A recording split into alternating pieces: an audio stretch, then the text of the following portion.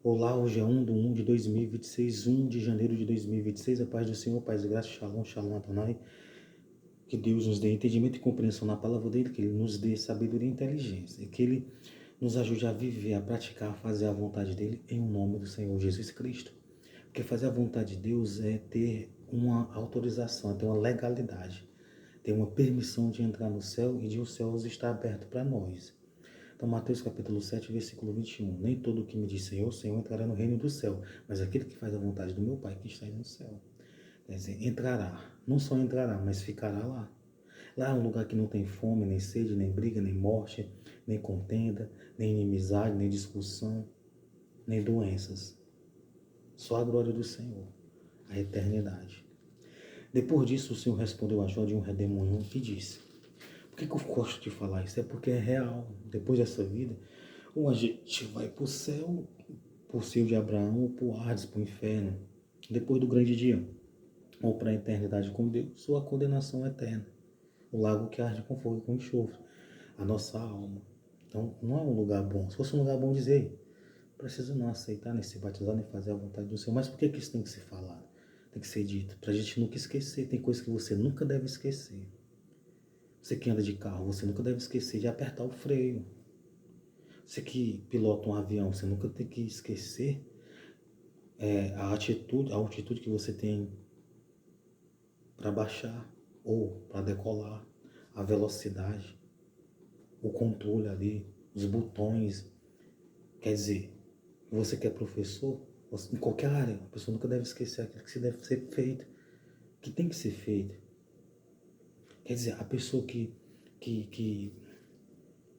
em qualquer área da vida, a pessoa não deve esquecer. A pessoa que tem o seu filho não deve esquecer o seu filho dentro de uma rede, numa cama, dentro do carro. Não deve, é coisa que a gente não deve esquecer. Assim é a vontade do Senhor. Então, Jó 39, versículo 21. Escava a terra e folga na sua força, e sai ao encontro dos armados. Isso era o exército, quando saía, batendo a espada no escudo. Esse do temor, e não se espanta, e não torna atrás por causa da espada. Contra ele ranjava o ferro flamejante da lança, o dardo, sacudindo-se e removendo-se, escava a terra e não faz caso do som da buzina. A buzina era tipo uma flauta que a pessoa buzinava na guerra. Ao som das buzinas diz, eia, e de longe cheira a guerra, e o trovão dos príncipes e o alarido. Eles se esforçavam, eles lutavam, eles não tinham medo. Então, Mateus 6,33, buscar em primeiro lugar o reino de Deus e a sua justiça, e todas as coisas vos serão acrescentadas. Então, nesse caso aqui, eles se alegravam, eles descansavam na sua força, eles acreditavam que eles iriam vencer o exército. Eles não tinham temor, eles não se espantavam, eles não tornavam atrás por causa da espada do outro exército, por causa da lança, da aljava, da lança flamejante, dos dardos.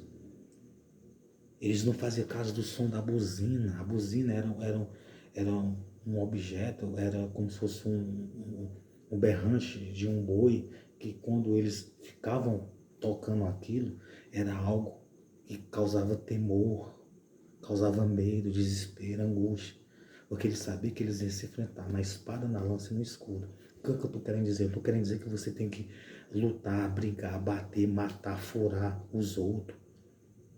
Não, o que eu estou querendo dizer é que nós temos que ser corajosos, que nós temos que lutar, guerrear, pelejar no sentido espiritual, em orar, em ler a Bíblia, escutar pregações, em renunciar. Todos os anos não é fácil, é difícil. Por quê? Porque a gente tem que lutar contra o nosso eu, contra a nossa carne, contra vontades, desejos e intenções. A gente tem que lutar contra sentimentos, desejos, vontades e intenções.